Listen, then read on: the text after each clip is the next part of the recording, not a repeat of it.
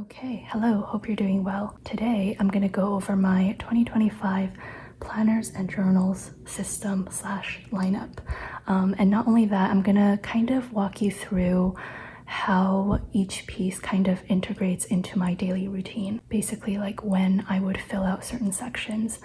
And I know this looks like a lot because it is, but really only these three I use on a daily basis, and then this pile is all of my journals that I call my accessory journals, and I only use them whenever it is relevant. Quickly before I get started, I mentioned in my last video that I recently moved to a new place and I'm testing different filming locations to find the best lighting and stuff, so you might notice some location changes. First up is my Hobonichi Cousin, which I don't even know what to say. This is my 5th year using this planner.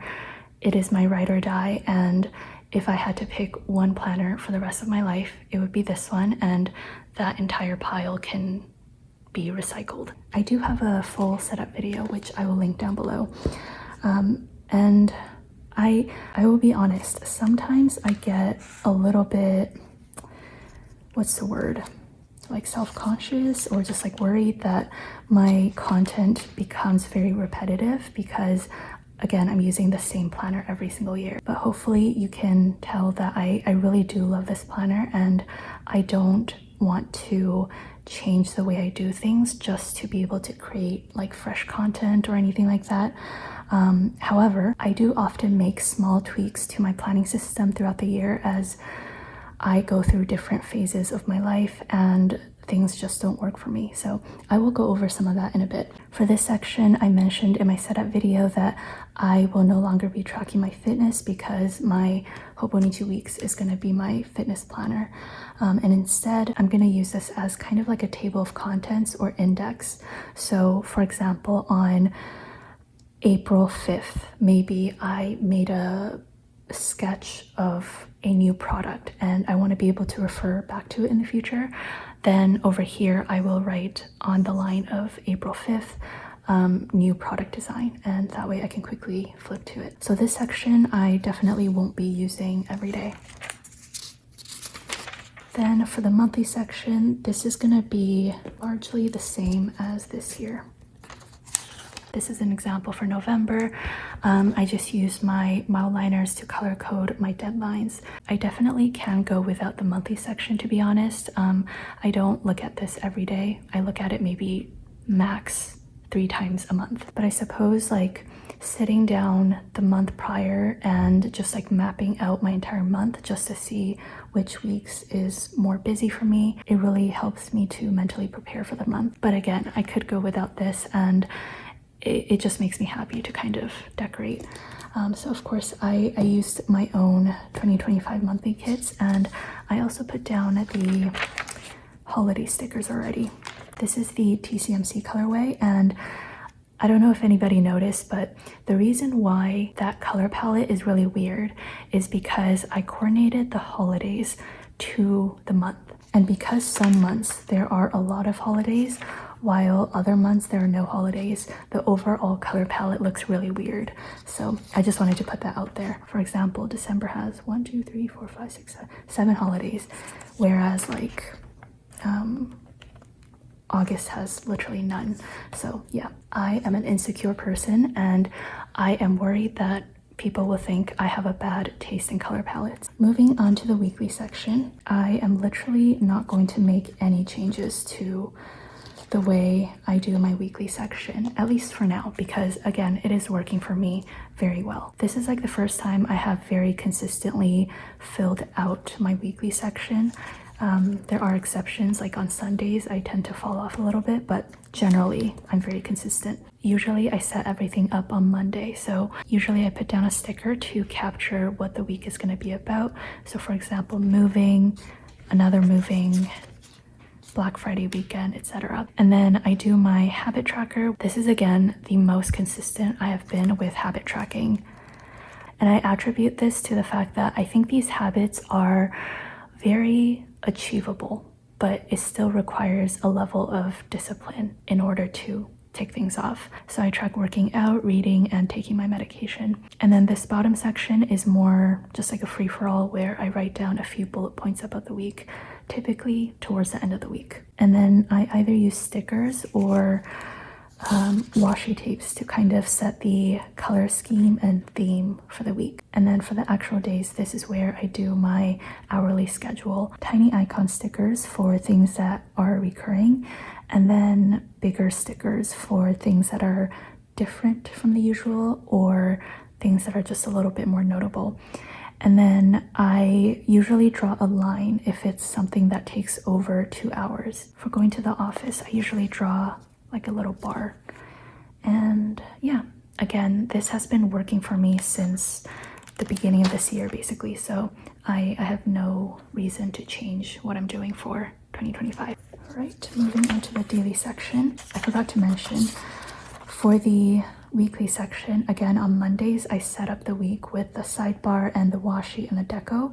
And then for each of the days, I typically plan in the morning, either 1 to 2 days at a time. So maybe on Monday, I will plan for Monday and Tuesday. And then maybe on Wednesday, I will plan Wednesday and Thursday. Okay, back to the daily section. For the title page, for this year, I basically kept it empty, or I did some like just non-consistent things. Like I just did a random washi swatch. September, I left empty.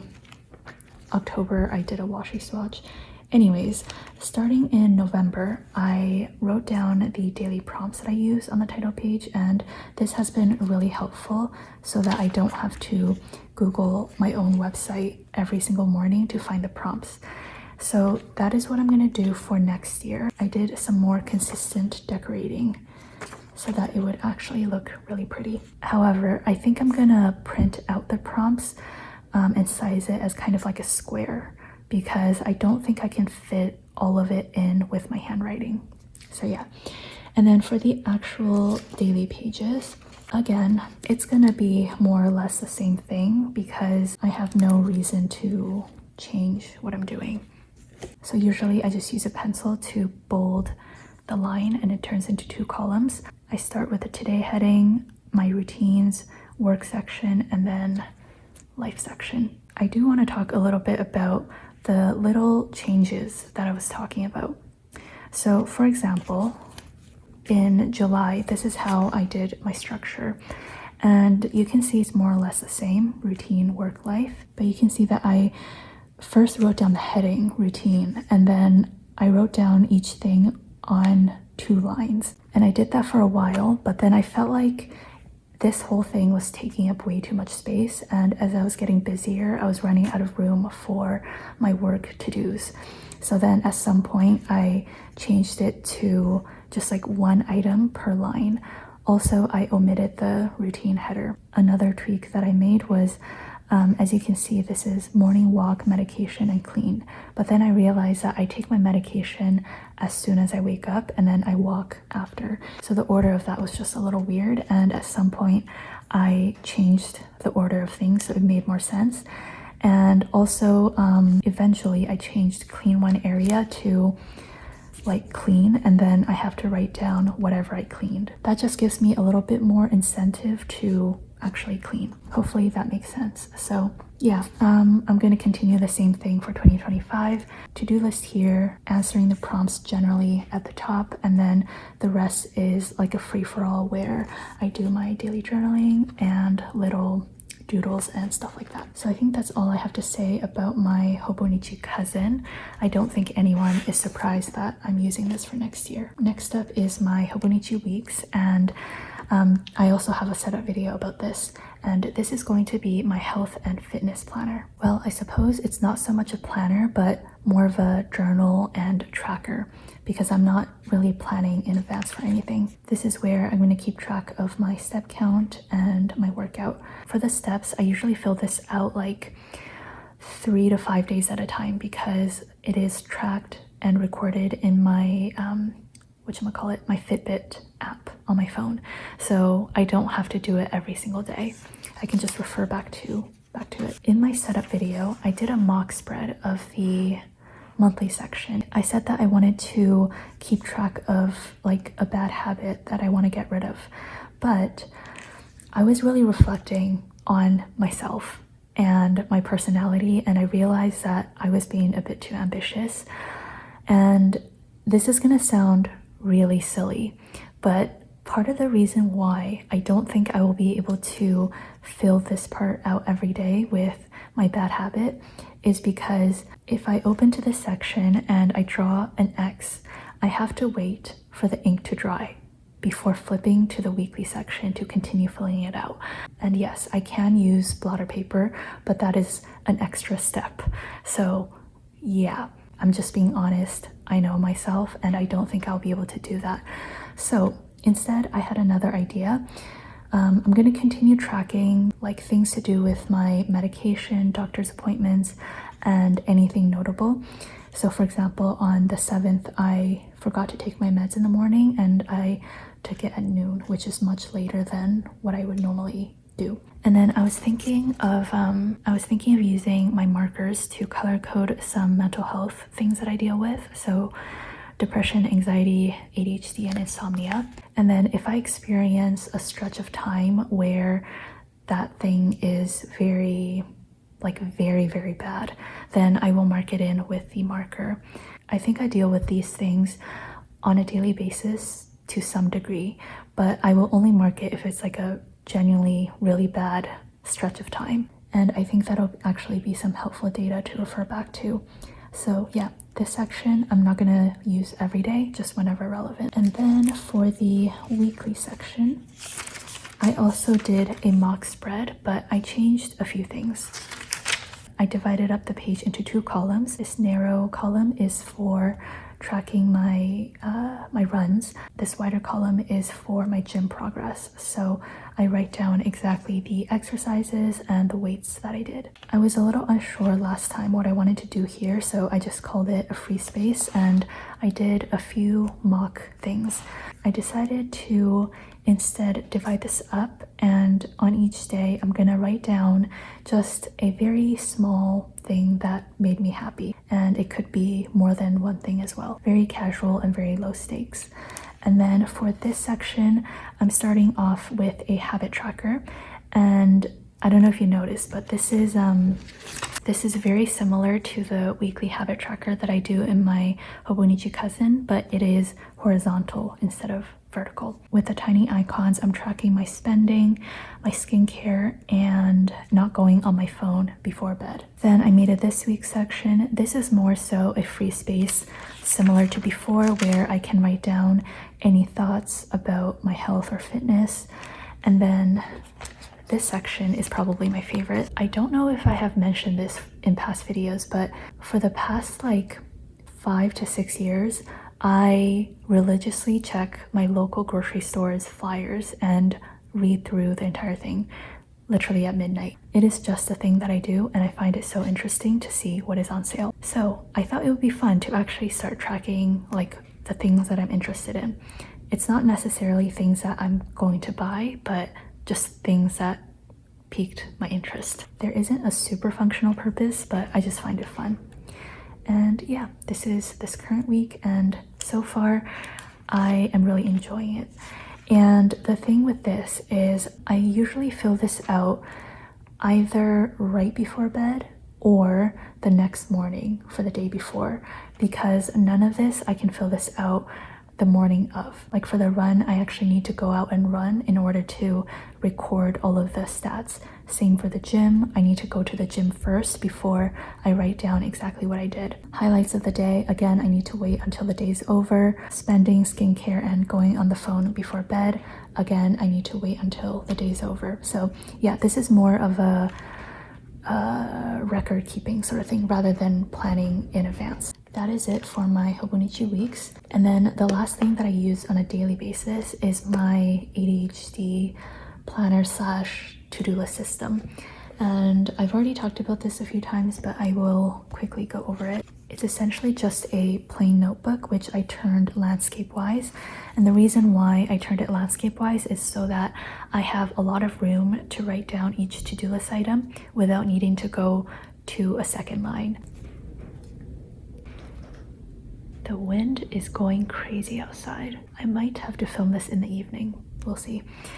Anyways, I started this in August of this year, and it has really been helping me with just like staying focused and productive with everything that I have to do. This is basically a continuous to-do list that goes on and on and on. What I do is use a marker to draw a margin.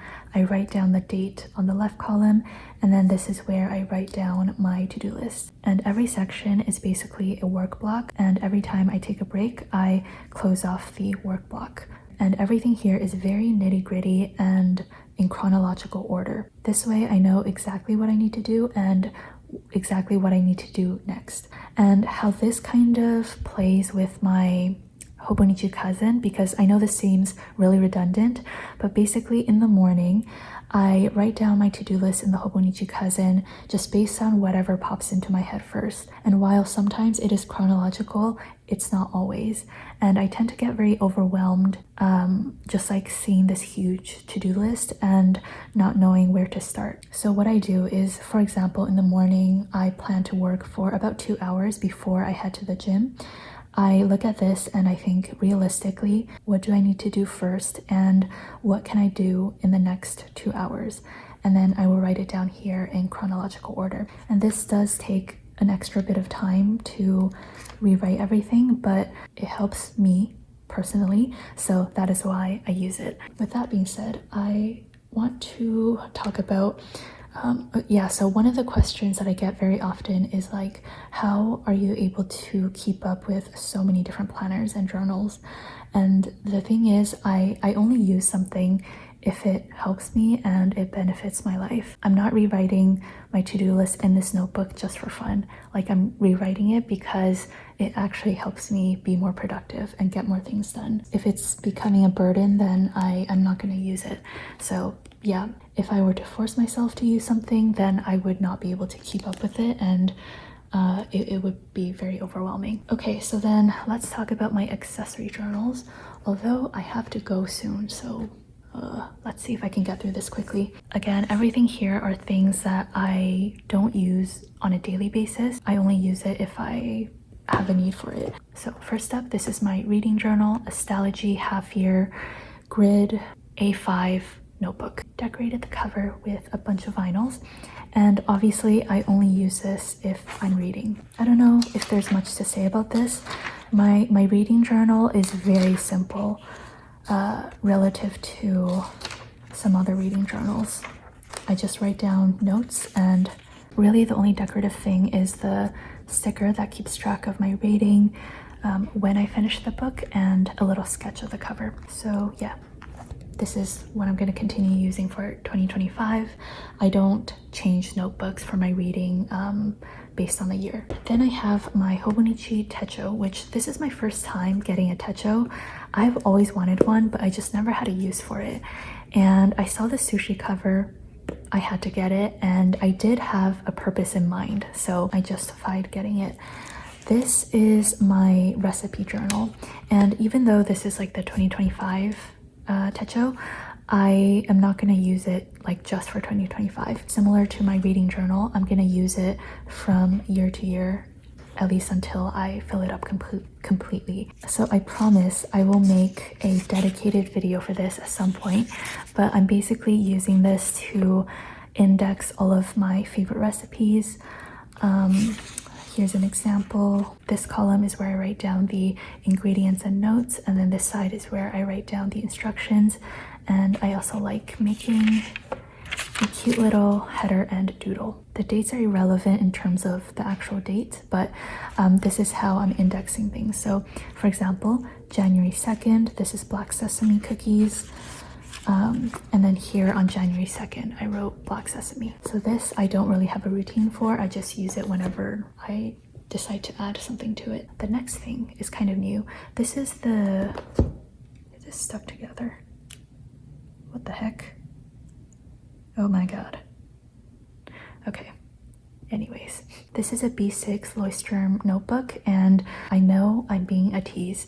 This will be released at some point. Many of you have gathered that my thing is that I have way too many ideas.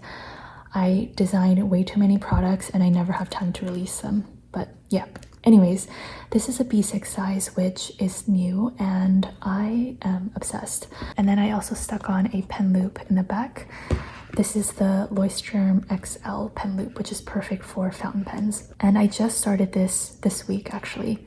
But basically, I wanted a place for me to write down random notes from articles that I read, as well as, I don't know, just like random things. And in one of my videos where I talked about my little book of curiosity, which was my previous like notes notebook, a lot of you mentioned that it was basically a commonplace planner, or rather a commonplace notebook. And I looked into that further, and I wanted to start one, but I wanted to keep it very, very simple. Like I'm not doing any color coding. I'm just making this a continuous notebook of random notes. So yeah, it's not too interesting to look at, but so far I have been really enjoying writing in it. So yeah, this is something that, again, I won't be using every single day, but just whenever I have something to write. And then last but not least, I have my Pocket A6 bullet journal. And I just started this recently, and with my move I haven't been able to fill it in much, but this is again just a bullet journal, so it is a mix of weekly layouts, monthlies, and any lists that I need to make.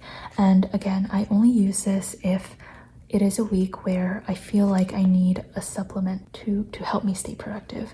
Like I don't use this if it is going to be overwhelming. I really hope I'm making sense, because this is a question that I get very often. I have filled 2 previously, and yeah, it just makes me really happy. So I'm going to continue doing it, and I get to be a little bit more creative because it is a bullet journal, so there's no predetermined layout and I can just do whatever I need. So hopefully this was somewhat insightful, and this will likely change throughout 2025 as I find whatever works or whatever doesn't work for me. I hope you enjoyed this video and let me know what you are planning on using. Goodbye and take care.